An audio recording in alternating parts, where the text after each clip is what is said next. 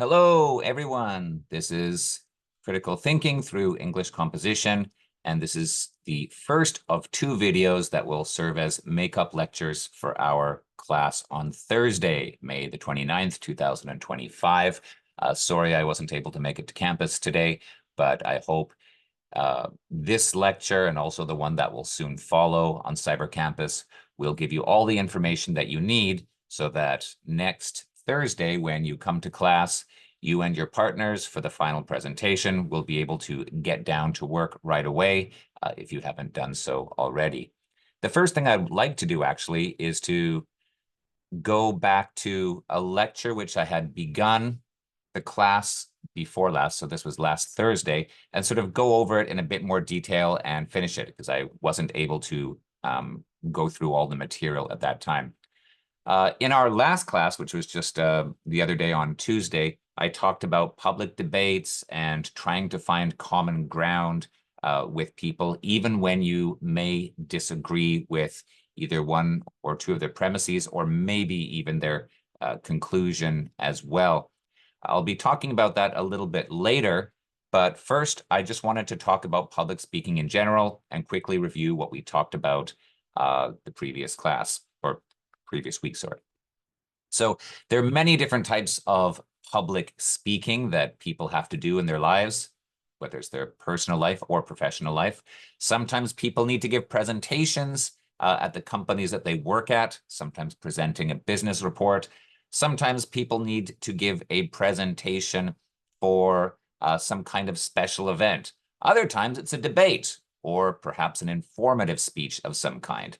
There are many cases where people need to get up in front of an audience and deliver some kind of message.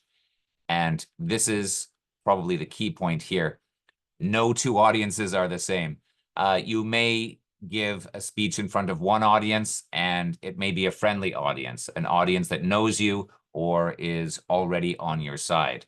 An example that I often bring up in class is that of Dokdo.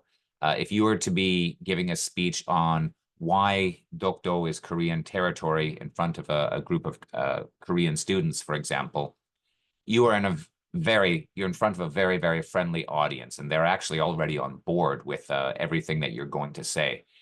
This is what is sometimes referred to as preaching to the choir.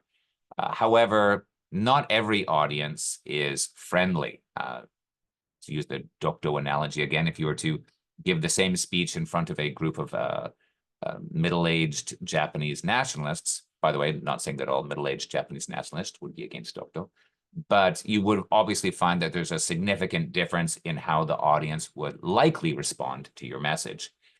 On the other hand, there are sometimes audiences which are quite neutral. You might expect some audiences will be on your side, others might be completely against you. But I think in many cases, there will be people in the audience that either don't know or don't care about the issue that you're going to be discussing. And this is a very special group, because if you word your argument effectively, then you will be able to bring them on your side.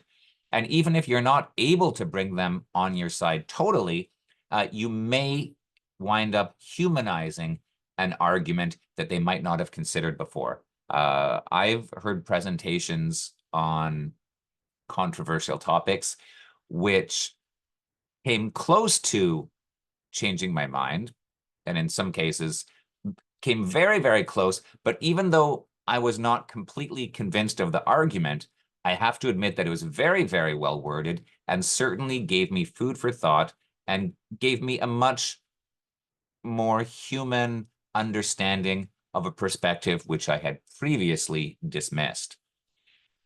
Sometimes audiences are quite knowledgeable. If you are delivering a professional speech in front of a group of industry cohorts, they probably know just as much, if not more, than you do about the topic.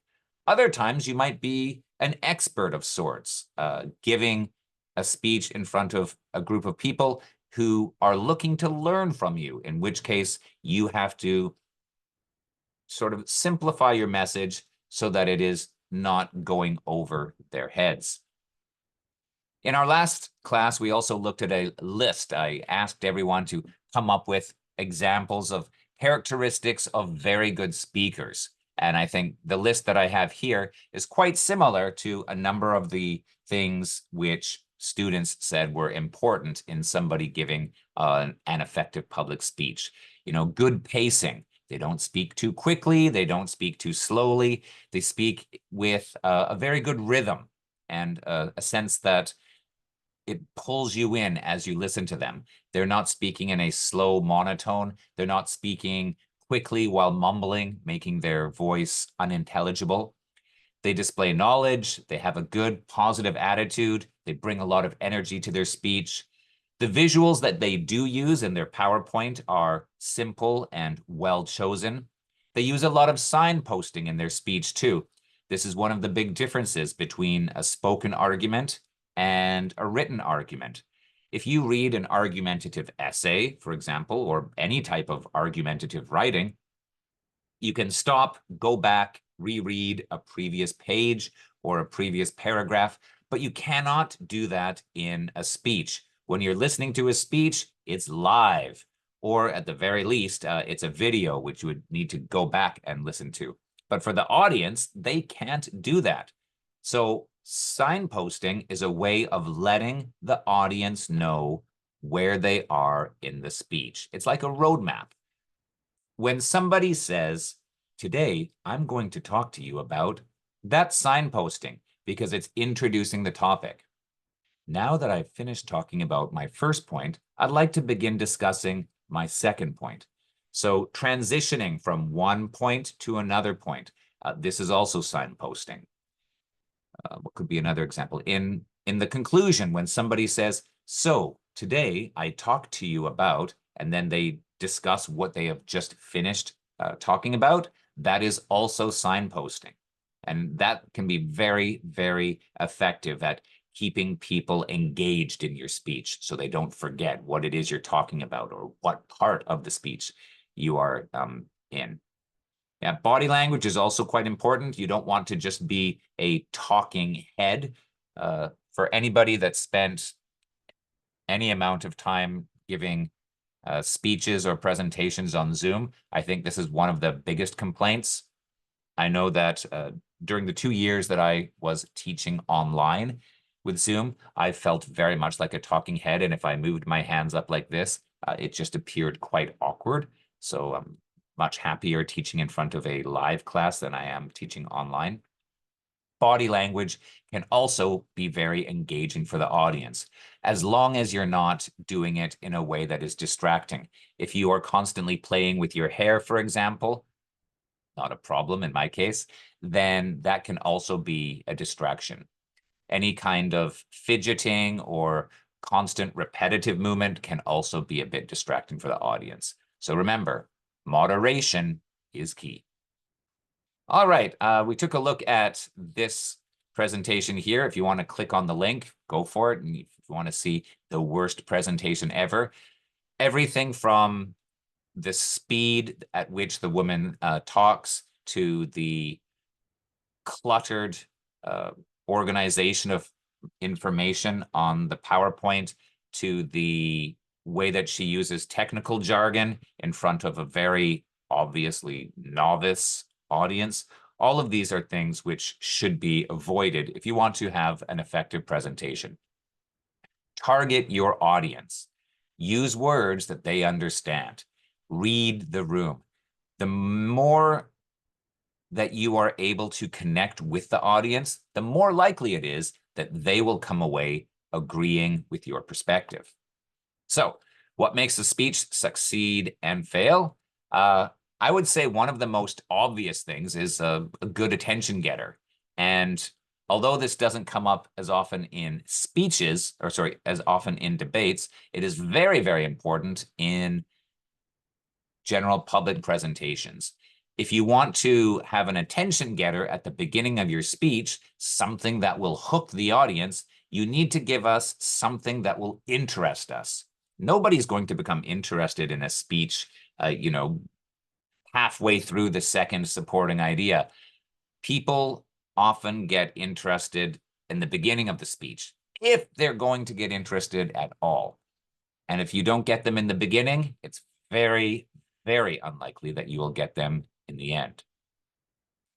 Okay, so if you want to come up with an attention getter for a public presentation, you can start with a bold statement, maybe a controversial idea, maybe a quote from a famous person, if it's very closely related to the topic, perhaps a joke, anecdote, surprising fact or statistic. These are all very good attention getters. Okay, so just to quickly move on to things you should do in order to speak effectively in public. What presenters will often do is ask for a hearing. And this is especially the case when they are speaking in front of a hostile audience or neutral to hostile audience, an audience that might not be on board with their opinion. And you have to show, first of all, that you're very enthusiastic, also that you're non-judgmental, and just say, look, today I'm here to speak with you about a particular topic, which I think is of great interest. And I hope by the end of this presentation, you will think so too. Just for the record, I once had a professor say this at the beginning of a course when I was in my first year of studies at university. And he said, I believe that Southeast Asia is the most fascinating place on the planet, and it's my job to show you why. More than 20 years later, I still remember that. Okay. Yeah, I appreciate the chance to speak today. In this talk, I would like to share some ideas on a topic I find very interesting. I think these ideas are both exciting and inspiring, and I'm hoping that by the end of this speech, you will agree with me. You will think so too. When you reach out to an audience, it's also important to use a slightly less formal, more conversational tone. I'm going to show you an example in a moment of a written argument and then how you could change it to make it a spoken argument. If you just read out an argumentative essay, for example, it's going to sound a little too formal, and it can put audiences, I don't want to say put them to sleep, but there are certain ways to describe an argument in a spoken form which are significantly different from how you would do it in a written form. People read differently than they hear. So let's take a look at an example of this. I'll skip through here. You might remember my example here of the meteor hitting Mexico and thus causing the extinction of the dinosaurs. So if I quickly zip through this, beneath the Mexican town of Xixlabub is a 65 million year old crater. The crater is over 100 miles across. A crater that big could only have been caused by the impact of a huge meteor. An impact like that would have thrown enough dust into the atmosphere to cloud the sun and change the climate for years. Entire ecosystems would have collapsed. And dinosaurs, along with many other plants and animals, disappear from the fossil record about 65 million years ago, right around the time of the Xixlabub impact. It stands to reason that the meteor that created the Xixlabub crater also caused the extinction of the dinosaurs. Now, this is a good written argument. It contains all the necessary premises leading up to the conclusion, and I like how we get the background and then slowly builds up to the conclusion at the end. This argument is not trying to tell us that the dinosaurs died. It's giving us a specific explanation for why the dinosaurs died. But imagine you wanted to give this same argument to an audience and you wanted to deliver it to them in a spoken form. You wouldn't want to read it exactly like that. It just wouldn't be as engaging as a form of written, as a form of spoken speech. You have to change it somewhat. And here's an example of that. The central argument for my claim that the dinosaurs were killed with a meteor begins beneath the Mexican town of Xixlabub. Buried beneath it is an impact crater over 100 miles across. A crater that big could only have been caused by a truly huge meteor. Now, what would the impact of such a meteor do to the Earth? Well, for starters, it would throw so much dust into the atmosphere that the sun would be clouded for a very long time. And this would cause major changes in the climate. As a result, many plants and animals would have died and entire ecosystems collapsed. That brings me to the dinosaurs. The crater dates to about 65 million years ago, right around the time that dinosaurs went extinct. And since the impact of the Shishlamub meteor would have caused an ecological catastrophe and mass extinctions, and the dinosaurs, along with many other plants and animals, died just about the same time, it stands to reason that the Shishlamub meteor killed the dinosaurs. Okay, now a few things about the spoken argument. For one thing, you'll notice just the way I spoke it, I have pauses between certain points. I don't speak continuously. I sometimes leave a moment or two of space between a sentence or even within a sentence in order to let the audience absorb what it is that I've said. And there are also certain expressions here like brings me to, or stands to reason that, or the central argument for my claim. And even this rhetorical question, what would be the impact of such a large meteor on the Earth? This sort of thing is what gets the audience thinking, and it's a way of engaging the audience. Yeah, contains more signposting. It changes the order of the information. That's right. And when I say, yeah, the central part of my argument, that's a reminder to the listener to follow a little bit more closely. These sorts of things help the listener stay in tune with what it is you're discussing. Okay, matching visuals. We took a look at that in the video clip earlier. You don't want to have too much on a particular slide. Sometimes just a couple of words and an effective picture are all you need in order to convey what it is you want to the audience. Now, for any of the students that have taken my Global Communication 1 class, you've probably seen this video before, which is about why naps are important. Strongly recommend that you check it out on YouTube. It's a very good example of using minimal visuals in order to create a very effective argument. Just to give you a quick example here, during the speech, the young man talks about the energy pods at Google. Oh, just a moment. I'll be 2 seconds. The energy pods at Google. Now, for many students, they've never heard of an energy pod. So during the presentation, the young man actually shows a slide of one of these energy pods, which are a great way for somebody to lie back, fall asleep, and have a good nap for about 15 or 20 minutes.